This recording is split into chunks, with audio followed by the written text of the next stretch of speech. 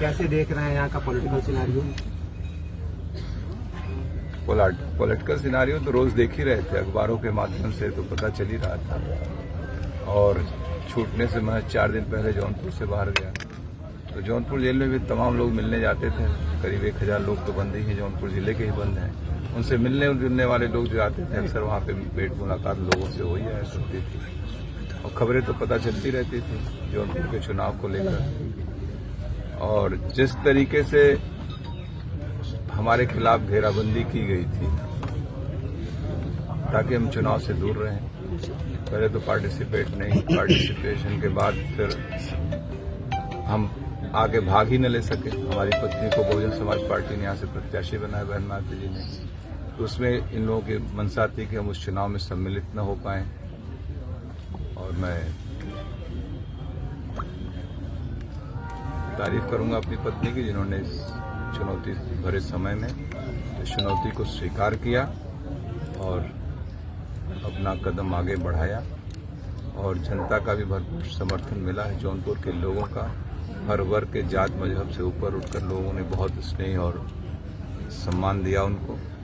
और मैं अपने क्षेत्र, अपने समस्त जनपद वासियों का बहुत बहुत शुक्रगुजार हूं उनका, और उनकी जितनी हम तारीफ करें कम है। इस संघर्ष के दौर में वो लोग पूरी ईमानदारी के साथ, मैं देख रहा हूं जो लोग हमारे साथ पिछले 25 वर्षों से साथ रहे, सब लोग एकदम एकजुट होकर साथ हैं, और उसकी तादाद बहुत ज्यादा बढ़ी है।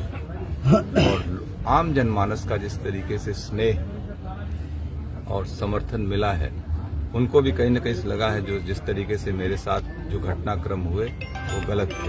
आप सभी लोगों को मालूम था जिस मामले में मुझे सजा हुई, वो मुकदमा 2020 में मेरे ऊपर कायम किया गया था कोविड के दौरान। और अभी आप इस गली में, अभी आप लोग पत्रकार हैं, इस गली से निकल के जाइए, क्या दशा अभी भी नमामि गंगे की जो दंश झेल रहा हमारा जनपद पूरी तरीके से। बरसात में देख रहे थे गाड़ियां धंस जा रही थी, कुछ न कुछ हो ही रहा था।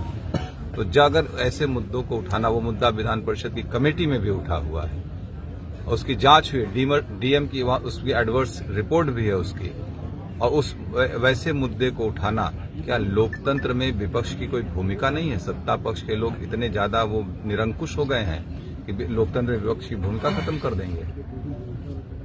इसका जवाब जनता देगी इस बार। कैसे देख रहे हैं अब जो चुनावी समीकरण यहाँ पर है? कल आपका एक बयान आया सत्तारूढ़ दल को लेकर के, बिना नाम लिए आपने कहा साजिशों का जो दौर जिस तरह से आपके समर्थक बात करते हैं, तो वो क्या है? ऐसा क्या है धनंजय सिंह में कि सभी चाहते हैं कि वो सलाखों के पीछे रहें? ऐसे बयान भी आते हैं।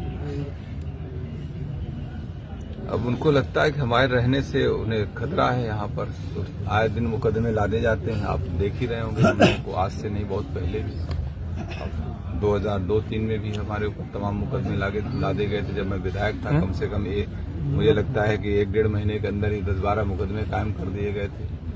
उस समय की तत्कालीन सरकार से समर्थन वापसी लेने थे। तो ये तो सिलसिला चलता रहता है राजनीति में, लेकिन हम लोग इससे क्या पैर पीछे कर लें? क्या लोकतंत्र में अपनी बात कहना भी गुनाह है? मैं बेबाकी से जनता के मुद्दों को हमेशा उठाता रहा, उठाता रहूंगा, सदन पे, सड़क पे। इसके लिए जो भी खामियाजा भुगतना पड़े, मैं उसके लिए तैयार हूं। श्रीकला जी पहली बार लोकसभा का चुनाव लड़े, उनके सामने जो 2 अन्य उम्मीदवार हैं वो बड़े ओहदे के नेता रहे, चाहे भाजपा के उम्मीदवार की बात की जाए, चाहे सपा के उम्मीदवार। ऐसे न, तो एक चीज हम भी बताएं आपको, राजनीति में श्रीकला जी भी पिछले 3 वर्षों से जिला पंचायत अध्यक्ष के रूप में यहाँ काम कर रहे हैं, और मुझे लग रहा है अच्छा ही काम उनका चल रहा है क्षेत्र में। आप लोग जिला पंचायतों को पहले भी देखे होंगे, आप भी देखते हैं, आप उसका मूल्यांकन कर लीजिए। और रही बात जो लोग भी प्रत्याशी लड़ रहे हैं, एक व्यक्ति का तो, समाजवादी पार्टी के प्रत्याशी का तो जनता से कोई जुड़ाव नहीं रहा, जनता के चुनाव से उसका कोई मतलब नहीं रहा। वो विधान परिषद के सदस्य रहे हैं, उसके बाद उन्होंने मंत्री बन गए, और दूसरे जो आए हुए मुंबई की राजनीति से आए हैं। शहर की राजनीति 2-3 किलोमीटर की राजनीति होती है, अभी जौनपुर की बड़ी राजनीति है। 100 किलोमीटर एक छोर से दूसरे छोर, जंगई से चलेंगे तो सूरापुर तक 100 किलोमीटर की यात्रा तय करनी पड़ेगी, तब राजनीति को समझ में आएगा। और दोनों के राजनीति में सामंजस्य बना पाना बहुत कठिन काम है, वो सामने दिखेगा। सब लोग अपने अपने, जहां तक आप कैंडिडेट की बात कर रहे हैं, मैं कैंडिडेट की बात कर रहा हूं, जो भी लोग लड़ेंगे चुनाव सामने, ये दल के नाम पे जितना लड़ पाएंगे, अपना कोई आधार नहीं।